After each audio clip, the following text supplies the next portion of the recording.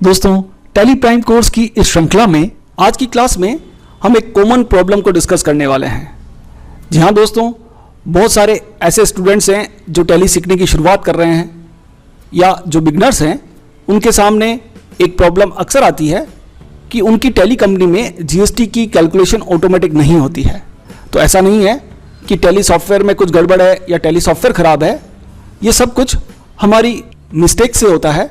तो आज हम उन कॉमन प्रॉब्लम्स को सोल्व आउट करेंगे, उन कॉमन एरर्स को डिस्कस करेंगे जिनकी वजह से जीएसटी की एंट्रीज पोस्ट करते समय ऑटोमेटिक कैलकुलेशंस परफॉर्म नहीं होती हैं। इसके लिए मैं सबसे पहले आपको एक एंट्री दिखाता हूं। मान लीजिए हम एक एंट्री पोस्ट कर रहे हैं जिसमें दीपक एंड कंपनी को हम गुड्स सेल आउट करने वाले हैं। एलजी मॉनिटर्स 10 नॉर्म्स 4000 ईच, और यहाँ पर मैं ये लोकल पार्टी है इसलिए सीजीएसटी और एसजीएसटी इस पर चार्ज करने वाला हूँ। पर आप यहाँ देख पा रहे हैं कि सीजीएसटी का अमाउंट टैली ने ऑटोमेटिक कैलकुलेट करके नहीं दिया है।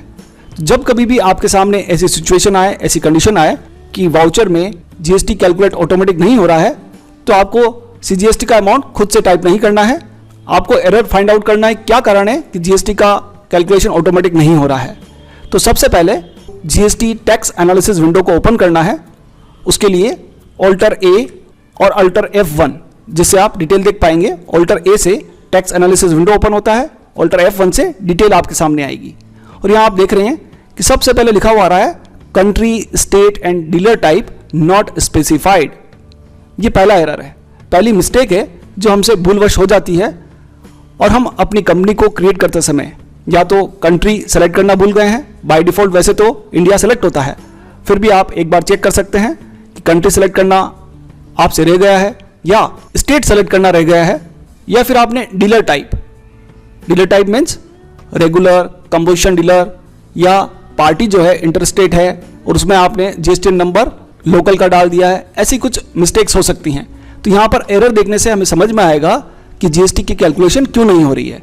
हम जनरली करते क्या है, केवल यहाँ देखते हैं और सोचते हैं अब क्यों नहीं हो रहा है। तो आपको ऑल्टर ए ऑल्टर F1 करना है, GST tax analysis window open करनी है, और यहाँ आपको एरर दिखाई देगा किस वजह से आपका जीएसटी का कैलकुलेशन ऑटोमेटिक नहीं हो रहा है। यदि आपके सामने इस तरह का कोई एरर आ रहा है तो उसके लिए आप F11 प्रेस कीजिएगा और सबसे पहले चेक कर लीजिएगा कि जीएसटी के जो कॉन्फ़िगरेशन हमने सेट किया था उस कॉन्फ़िगरेशन में स्टेट लेना आपसे रह तो नहीं गया है। तो यहाँ हमारा स्टेट राजस्थान है। हम जैसे यहाँ पर राजस्थान लेंगे देन फिर आप देखेंगे कि जीएसटी की कैलकुलेशन ऑटोमेटिक यहाँ पर होना चालू हो गया है। यह है फर्स्ट कॉमन मिस्टेक। सेकंड इसी से जुड़ा हुआ है, कई बार हम आइटम तो सिलेक्ट कर लेते हैं लेकिन उस आइटम पर टैक्स रेट स्पेसिफाई नहीं करते हैं।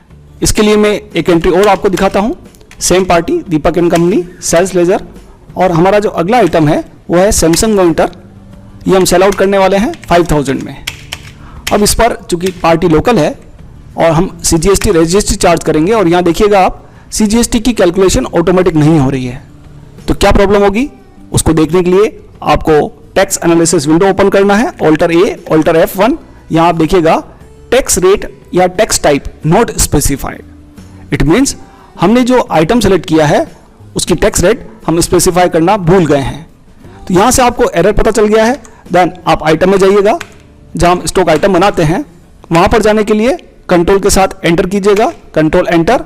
और यहाँ पर जीएसटी एप्लीकेबल है लेकिन इसका जो टैक्स रेट सेटअप है उसमें आपको यस करते हुए एक बार देख लेना है। आप देखेंगे यहाँ पर टैक्सेबिलिटी में अननोन लिखा हुआ है, तो यहाँ हमें टैक्सेबल शो करना है और जितना भी आइटम का टैक्स रेट है उसे यहाँ पर स्पेसिफाई करना है।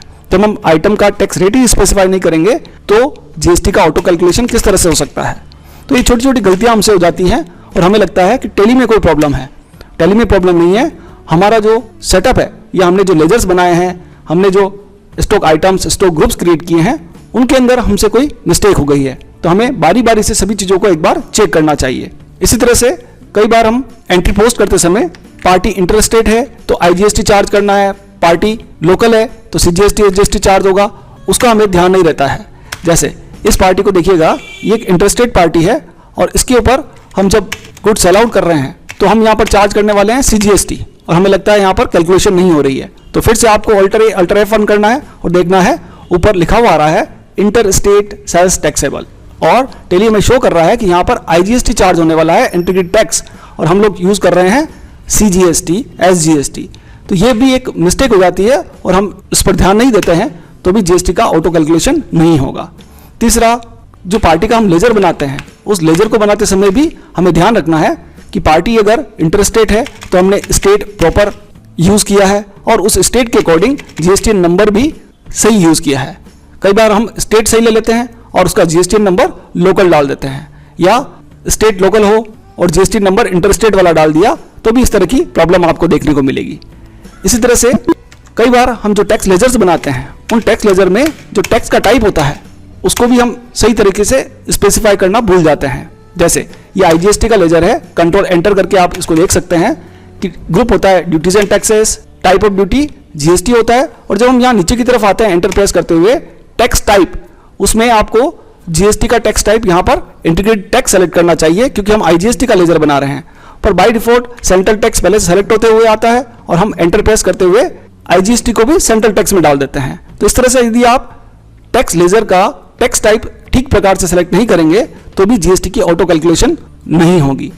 तो ये छोटी छोटी प्रॉब्लम्स है, इनका हमें ध्यान रखते हुए एरर को फाइंड आउट करना है और उसको रेक्टिफाई करना है।